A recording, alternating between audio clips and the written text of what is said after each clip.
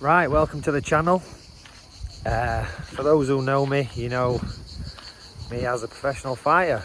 But aside from fighting, I've got a passion for history. I have a little side hustle as a genealogist, doing a lot of family trees, things like that. And yeah, I love history.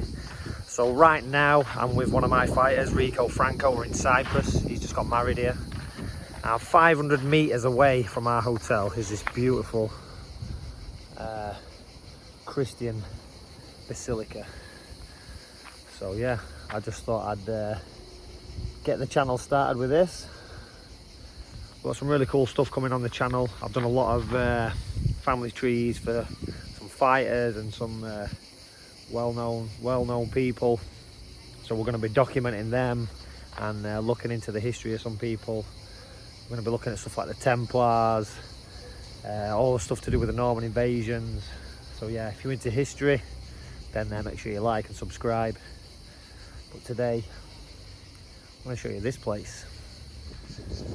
So what you see here, this church you see, is 15th, 16th century. But with a lot of religious sites, what they do is they build on top of older sites, older structures. So this, again, 15th, 16th century,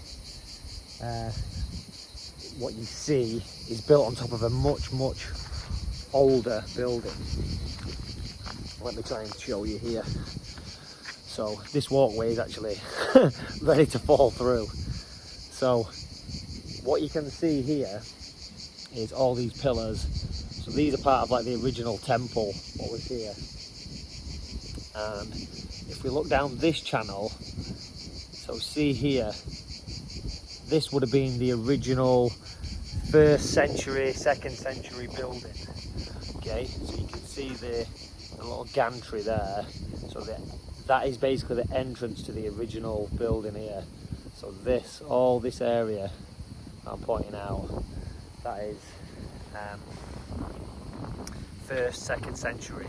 So you're talking 2,000 years old. That would have been the first part of the building. Then later on, they expanded. So they made it bigger. They included all this side, which now the new church is built upon. So they made it a much bigger site in between the 4th and the 6th century. So you're talking there was a smaller sort of church temple here, then it got bigger, and then now this is kind of built off to one side. You can still see a lot of the flooring and stuff. I'll put a little video at the end of this. I actually climbed onto here, which was a bit naughty. I shouldn't have done that. And I got right up to the church, so I'll include that at the end. I'm just giving you a little overview now. But yeah, like I say, the original site, the original Christian site, should I say. There was probably a pagan site here before that. But the original Christian site, 2,000 years old. So again, we're in Paphos in Cyprus. This is a Christian site. But obviously, these guys were worshipping the Greek and Roman pantheon before it was a Christian site. So how did this end up becoming a Christian site? And yeah, there's a pretty cool story behind that.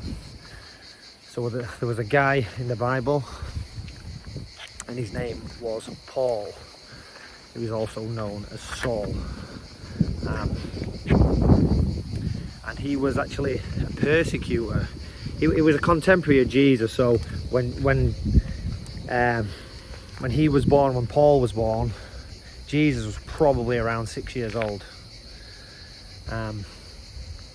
And as he grew older, he became a persecutor of the Christians, of the followers of Jesus.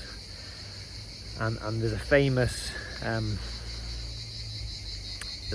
story in the Bible.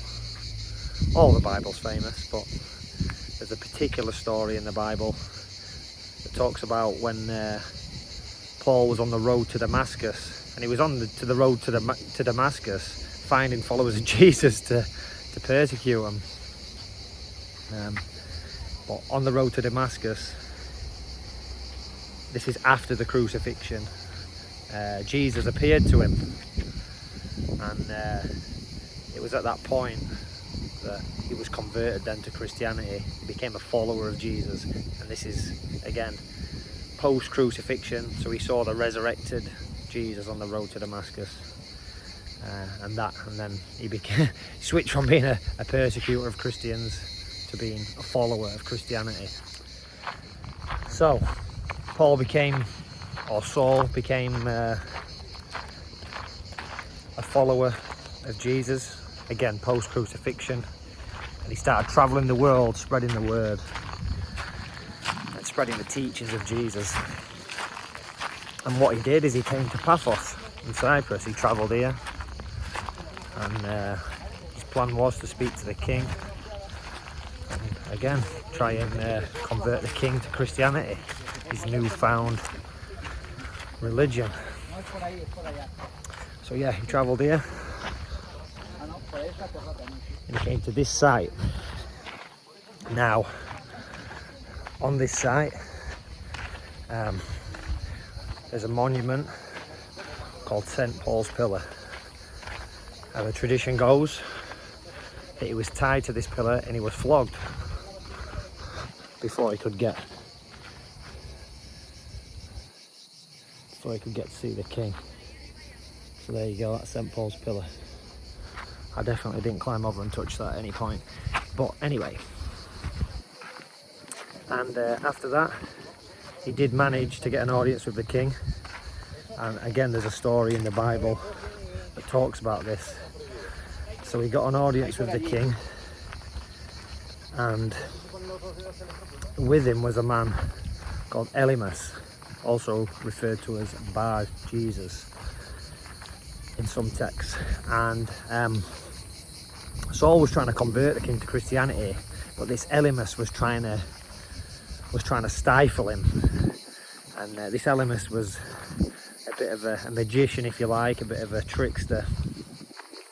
But apparently what happened is Saul blinded him. Something happened, and this Elymas guy was blinded. And the king of Cyprus saw that, and he saw it as a sign that maybe this guy is telling the truth. And yeah, he was successful then converting the king to Christianity, and that is basically why this site exists, why this is a Christian site. Again, there was probably a pagan site here before then.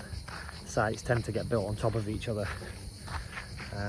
But yeah, St. Paul, a man who allegedly met Jesus on the road to Damascus, touched that pillar right there.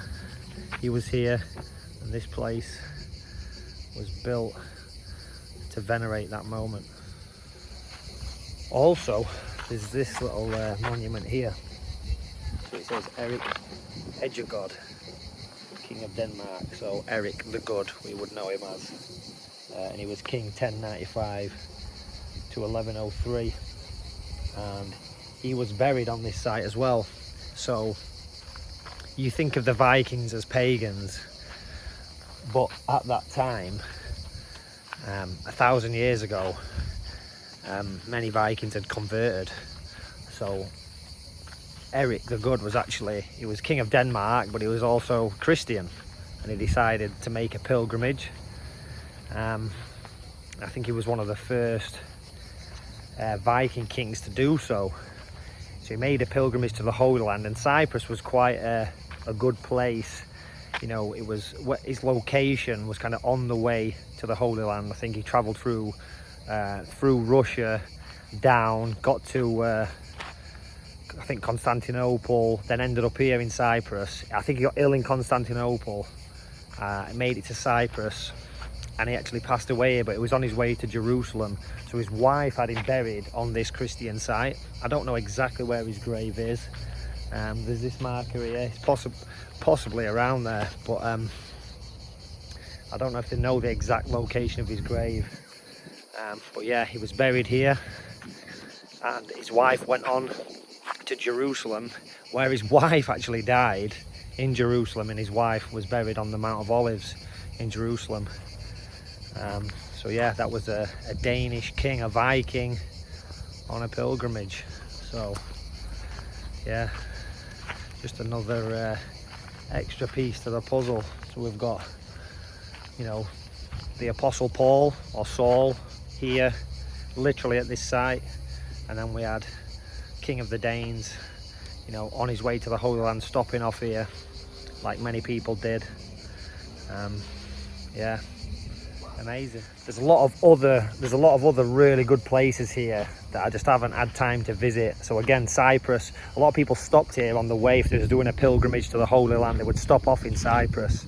One of those people that you may know was Richard the Lionheart. Richard the Lionheart stopped off here because a woman he was meeting had been kidnapped by the King of Cyprus and held to ransom. Richard the Lionheart came here, and you know, he just took the island. He captured the king, he threw him in chains. He married his wife here, or one of his wives. He married her here. I think she was the daughter of the King of Navarre. But yeah, he married her here, and then he actually sold the island to the Knights Templar. So there's a Knights Templar village here. I leave today, so I would have really loved to check that out. But yeah, there's a Knights Templar village here, because they actually owned Cyprus for a time. So there's a lot of history here with the Templars and stuff like that. Hopefully I'll come back here again and we'll be able to check that out. But yeah, Richard the Lionheart was here. He got married, sold the island to the Templars. Yeah, so lots of history here. Obviously he went on then, that was in the Third Crusade. He went on to the Holy Land, fought in the Third Crusade. So yeah, lots of history, and a great place. I've put a little video on now.